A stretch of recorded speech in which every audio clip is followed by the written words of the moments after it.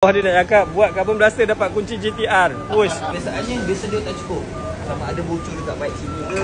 Kuyup pomen ni kena dengan labu. Kuyup kepala dia. Tapi yang tu korang tak payah kisah. Tak payah risau, tak payah pening. Pandailah dia orang settingkan. Yang korang kena tahu, dia dah ada dah kita punya mesin carbon blaster tu. Kita orang daripada Johor dah hantar dah dekat dia punya 7 cawangan. Bandar Perda ada, Jalan Baru ada, Almar Jaya, Sungai Bakap, Bukit Minyak, Kepala Batas, Tasik Gelugur. Semua outlet dia kita dah hantar mesin carbon blaster tu. Dah tak payah dah kejar kita orang kat Johor. Korang boleh cari sendiri Nama dia ASF Autocare.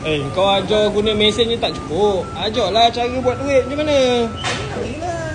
Hitam ada. Bisik-bisik. Tak payah bisik-bisik. Bang, ulang bang. Apa offer dia tadi? Flashing dengan ni carbon blaster free.